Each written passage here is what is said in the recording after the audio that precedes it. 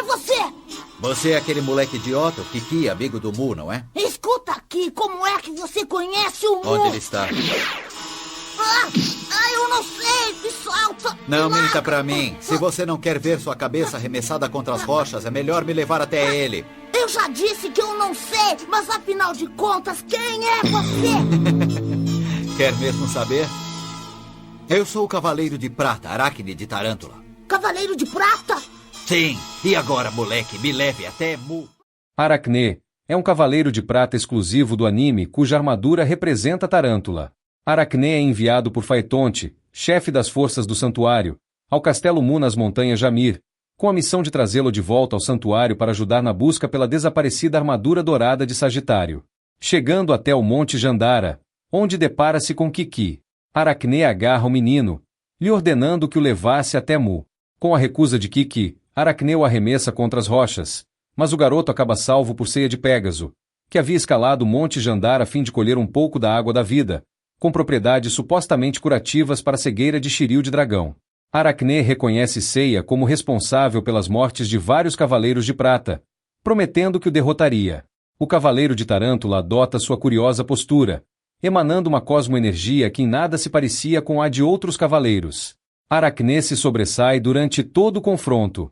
Mais ágil e forte, Aracne golpeia Seiya, achando sem graça lutar contra alguém tão fraco. Sem mais enrolação, Aracne lança o seu golpe Teia de Tarântula, prendendo o cavaleiro de Pégaso que pouco a pouco sente o cosmo sendo drenado. Prestes a desferir o golpe final, é impedido pela chegada do cavaleiro de aço Sho do Céu. Aracne lança sua Teia de Tarântula, contudo, Sho suga a energia do golpe através das turbinas acopladas no braço esquerdo de seu traje. Seiya, por sua vez, usa a distração criada para libertar-se e vestir a armadura de Pégaso. Prometendo que mostrará o que acontece com aqueles que lutam contra a justiça, Seiya dispara seu meteoro de Pégaso, derrotando o cavaleiro de Tarântula. Não existe constelação de Tarântula, porém tem a extinta constelação de Aranha. Para os gregos antigos a constelação de Aranha existia, era conhecida como uma forma de lembrar a história infeliz de Aracne. A constelação de Aranha não foi adicionada às 48 constelações do Almagesto de Ptolomeu. Seu nome é uma referência a Aracne, habilidosa tecelã que certo dia ousou desafiar Atena numa competição. Ao ser superada, Atena fica furiosa, transforma a moça em aranha. Observações de nossa equipe, tal como acontece com muitos cavaleiros de prata, é difícil dizer se ele pensava estar servindo Atena ou se sabia que o grande mestre era um impostor. Ele é, como costuma acontecer, um personagem muito seguro de si. Ao contrário da maioria das adições ao anime, a classificação deste personagem é claramente definida como Cavaleiro de Prata. Na verdade, Aracne anuncia isso no episódio em que aparece. Essa classificação também é lembrada no Jump Gold Selection e no livreto do DVD Box de 2004. Observe que desde o renascimento de Saint Seiya, uma nova categoria de cavaleiro chamada Cavaleiro Sem Constelações fez sua aparição oficial no panfleto Tenkaien, provavelmente para classificar certa estranheza dos acréscimos do anime. Nos antigos databooks também era definido o grupo de cavaleiros da guarda particular, mas sem detalhes sobre a posse ou não de constelações. Aracne é classificado como tal no livreto Dragon Box, onde seu nome claramente não possui uma constelação associada acima de Tarântula, enquanto os demais cavaleiros de prata possuem o kanji para suas constelações especificado neste local.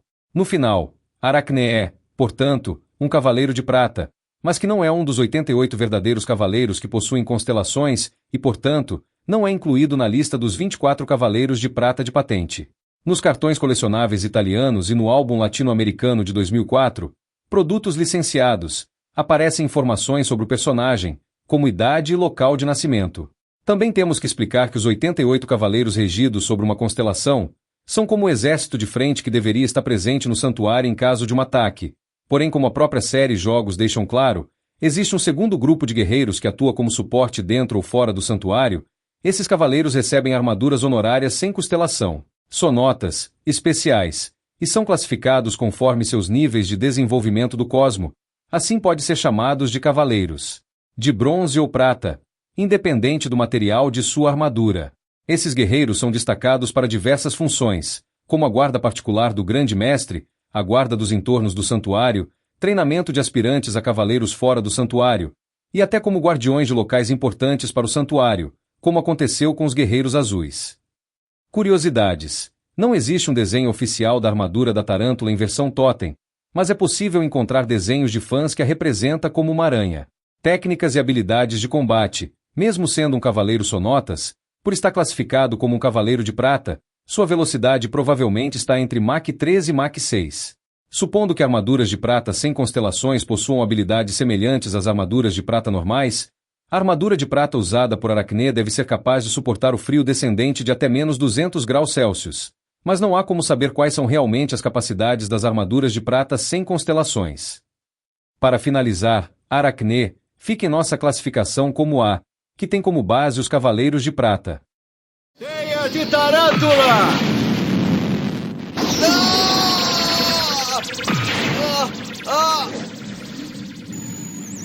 Eu não consigo me mexer.